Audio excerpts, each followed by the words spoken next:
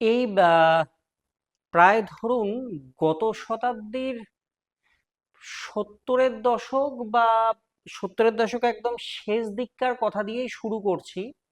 যখন কলকাতা শহর এবং কলকাতা শহরের যে পার্শ্ববর্তী এলাকা, অর্থাৎ হুগলি নদীর অববাহিকা যে অঞ্চলগুলো রয়েছে, সে অঞ্চলগুলো গম গম করতো মানুষে। কেন গম গম করতো? না, সেই গোটা অঞ্চলগুলো জুড়ে ছিল শিল্প।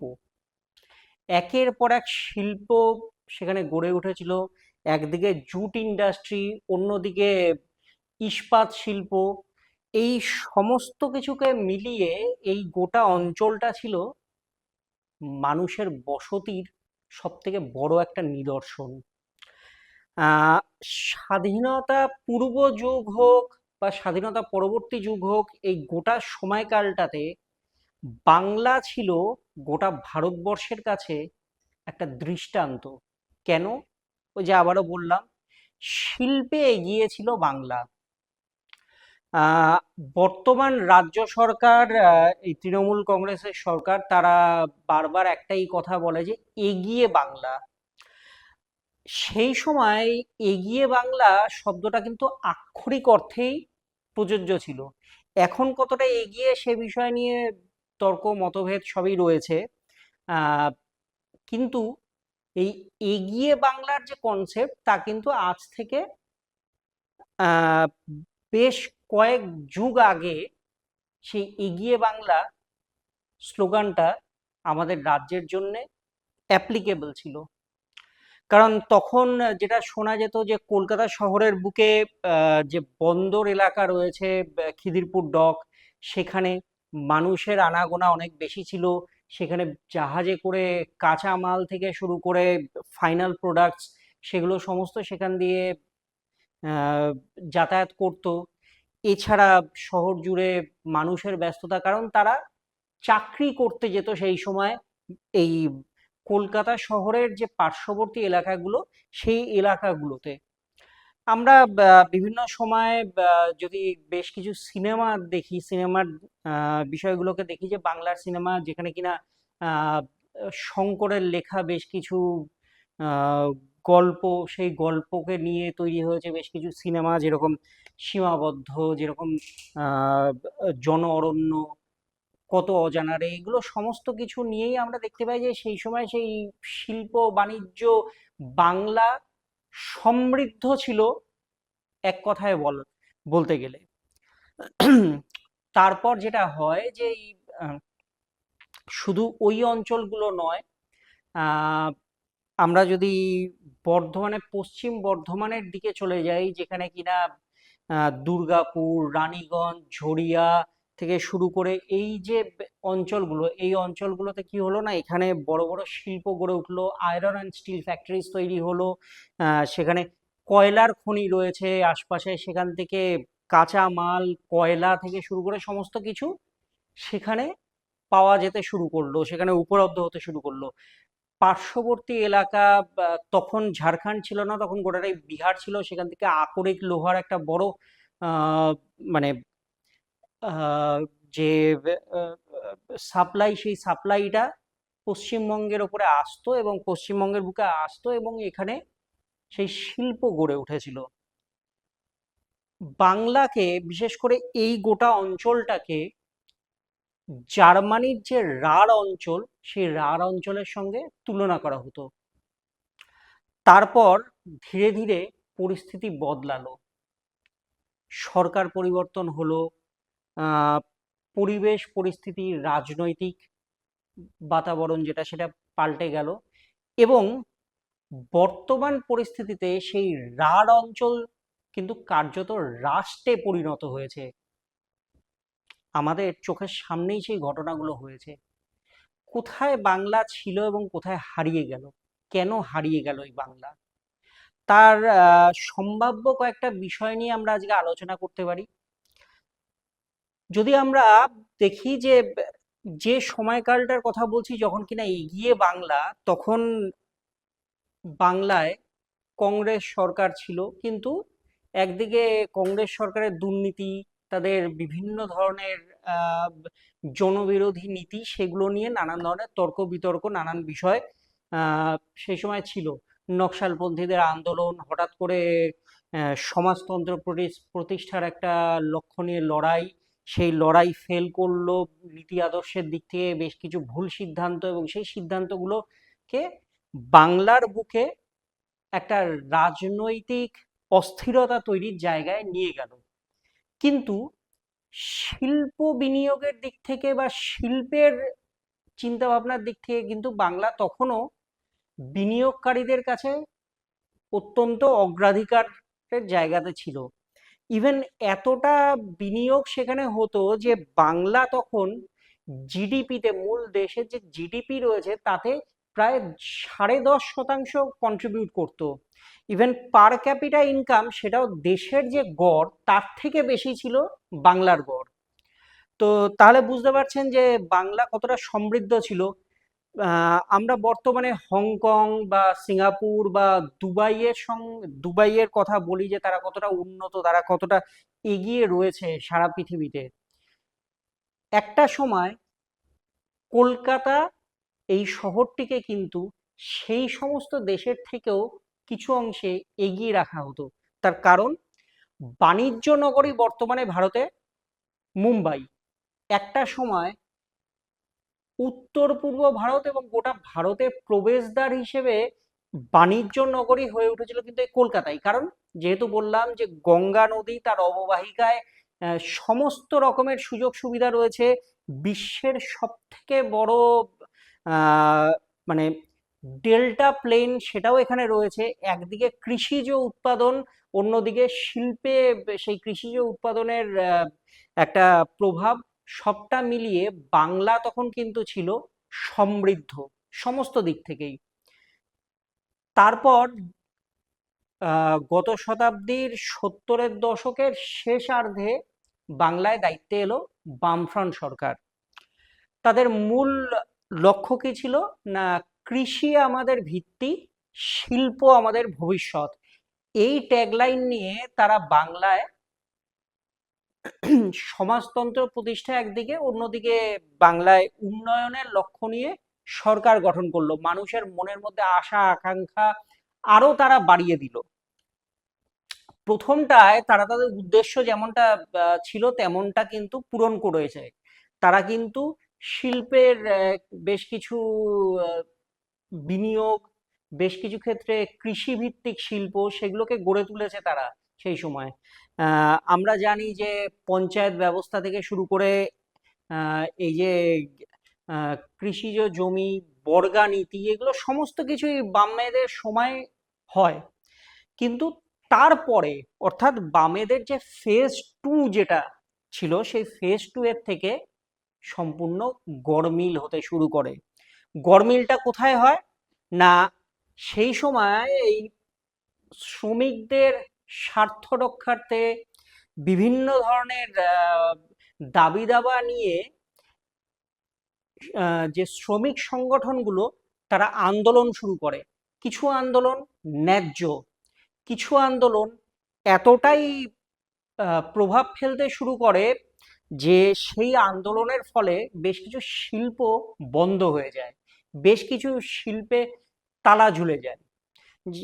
যেরকম একাধিক জুট মিল যেগুলো আমাদের হুগলি নদীর দুধারে ছড়িয়ে ছিল, সেই জুট মিলগুলোতে একের পর এক তালা ঝুলতে শুরু করে। আহ, বেশ কিছু আয়রন অ্যান্ড স্টিল ইন্ডাস্ট্রি, সেগুলোতে তালা ঝুলে যায়। সব মিলিয়ে যেটা হয় যে যারা শ্রমিক, তাদের স্বার্থ রক্ষার্থে রাজনৈতিক দাদাগিরি শুরু হয় সেই সময় থেকে।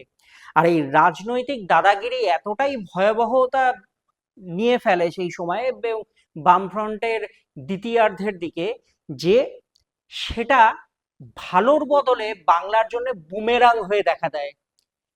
রাজ্য সরকার, তৎকালীন যে রাজ্য সরকার অর্থাৎ বাম নেতৃত্বাধীন সরকার, তাদের জন্যেও কিন্তু এইটা বাস হয়ে যায়। যার ফলস্বরূপ আমরা জানি যে সিঙ্গুরের যে কারখানা, অর্থাৎ টাটাদের যে জমি অধিগ্রহণ করা হয়, সেখানেও জমি নীতিতে কিছু গলদ ছিল বলে সেই জমি নীতিতে কিছু প্রশ্ন ছিল, যেটা পরবর্তী সময়ে তৎকালীন মুখ্যমন্ত্রী বুদ্ধদেব ভট্টাচার্য তিনিও স্বীকার করেছেন। কিন্তু সেখানে আবার আন্দোলন, এমন আন্দোলন যে সেই আন্দোলনের ফলে টাটারা এখান থেকে মুখ গুটিয়ে গুজরাটে চলে যান। টাটার ন্যানো গাড়ি সেখান থেকে তৈরি হয়। এখানের যে কারখানাটি হওয়ার কথা ছিল, যেখানে হাজার হাজার মানুষের চাকরি হওয়ার কথা ছিল, সবটাই বিষ বা জলে চলে যায়। এই আন্দোলনকে সামনে রেখেই মমতা বন্দ্যোপাধ্যায় তিনি তৃণমূল কংগ্রেসকে নিয়ে সরকার গঠন করেন, বাম সরকারের অবসান ঘটিয়ে।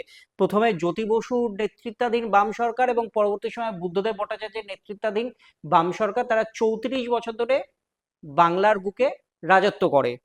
প্রথমার্ধে যেমনটা বলেছিলাম যে বাম সরকারের যে নীতি, যে লক্ষ্য, সেটা ছিল অত্যন্ত সাধুবাদযোগ্য।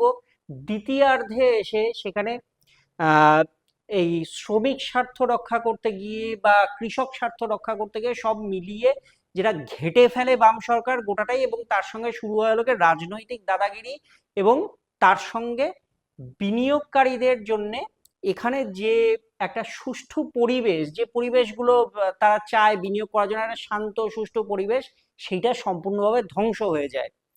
আবার আশার আলো দেখতে থাকে মানুষ, কি না তৃণমূল সরকারের অধীনে একটা শিল্প সম্ভাবনা আমরা দেখতে পাবো আমাদের রাজ্যের বুকে, এবং সেই জায়গাটা বা সেই প্রতিশ্রুতি দিয়ে তৃণমূল নেত্রী মমতা বন্দ্যোপাধ্যায় তিনি সরকার গঠন করেন। প্রথম দিকে মানুষের আবেগ, মানুষের কিছুটা ওই নতুন করে কিছু পাওয়ার আশায় তৃণমূলের সমস্ত কিছুকে ভালো ভালো ভালো ভালো বলে আখ্যা দেওয়া হয়। শিল্প সম্মেলন, যেখানে বড় বড় বিনিয়োগকারীরা তারা এসে দুদিন ধরে থেকে বড় বড় জায়গাতে থেকে খেয়ে রাজ্যের টাকা ধ্বংস করে ঘুরে ফিরে তারা মিটিংয়ে কিছু প্রস্তাব, কিছু আশ্বাস, এই সমস্ত দিয়ে তারা বছরের পর বছর চলে যান। কিছু হয়তো বাস্তবে রূপ নিয়েছে, ঠিক যেমনটা আমরা দেখেছিলাম বাম সরকারের শুরুর দিকে, ঠিক তেমনি কিছু ক্ষেত্রে হয়তো তার বাস্তবায়ন হয়েছে, অধিকাংশই বিষ বা জলে। কেন হারিয়ে গেল বাংলার এই শিল্প সম্ভাবনা, কেন হারিয়ে গেল বাংলার এই সমৃদ্ধি? তার মূল কারণ এক্ষেত্রেও আবারও সেই রাজনৈতিক দাদাগিরি, আবারও সেই জমি জট, আবারও সেই একই সমস্যা, অর্থাৎ নীতি প্রণয়নে কোথাও না কোথাও গিয়ে ভুল সিদ্ধান্ত, যা বামেদেরকে ডুবিয়েছিল তা আজ তৃণমূলকেও ক্রমশ গ্রাস করছে। বিজেপি এখন যুযুধান এ রাজ্যের নির্বাচনে। তারা কার্যত তৃণমূলের ঘাড়ে নিঃশ্বাস ফেলছে বলা যায়। তাদেরও লক্ষ্য একটাই, আমরা কিন্তু চাকরি দেব, শিল্প আনবো, বিনিয়োগ করাবো বিভিন্ন শিল্পপতিদের দিয়ে। কিন্তু সেটা যদি বাস্তবে রূপ নিত, তাহলে আমরা জানি যে গোটা দেশের একাধিক রাজ্য এখন তৃণমূল বিজেপির দখলে। তো সেই বিজেপি শাসিত রাজ্যগুলোতে কি শিল্প সম্ভাবনা 200, 400, 500% বেড়ে গেছে? প্রশ্ন আছে, প্রশ্ন থাকবে। সেই সমস্ত জায়গায় কিছু ক্ষেত্রে হয়তো কিছু উন্নয়ন হয়েছে, সেখানে ওই ফেভারেবল কন্ডিশনস দেওয়া গেছে, যেমন গুজরাটের ক্ষেত্রে কিছু অংশে, উত্তরপ্রদেশের ক্ষেত্রে কিছু অংশে সেই জিনিসগুলো হয়েছে, কিন্তু বাকি জায়গায় তেমন কিছু দেখা যায়নি। তো প্রত্যেক ক্ষেত্রেই এই রাজনৈতিক দলগুলো নিজের নিজের জায়গায় ফায়দা তোলার একটা প্রবণতা দেখিয়েছে এবং দেখিয়ে চলেছে।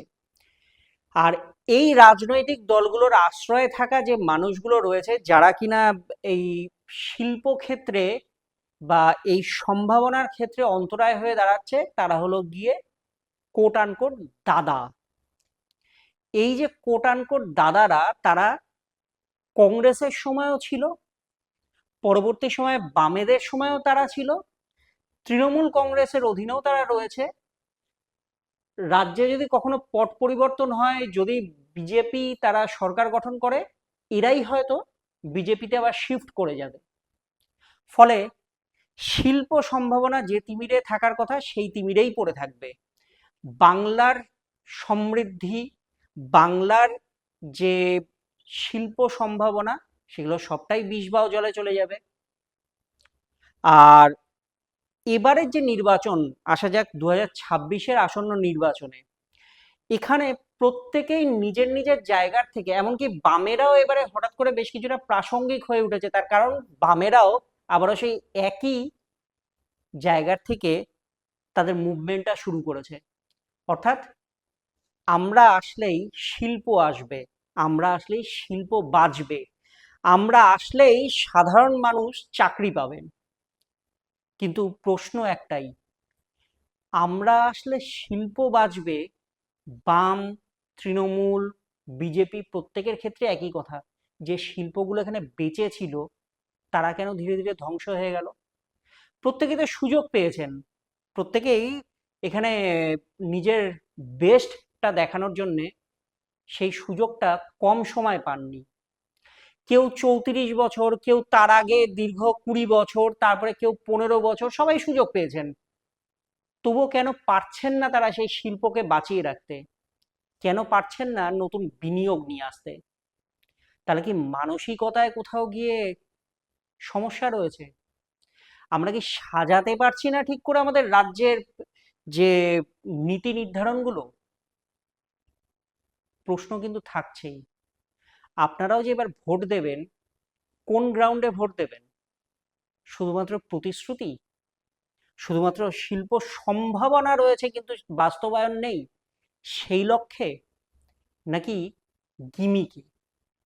ভাবুন, চিন্তা করুন, ভোট দেওয়ার আগে আবারও ভাবুন, কারা সত্যিকারের বাস্তবে বাংলাকে আবার সমৃদ্ধ করে তুলতে পারে।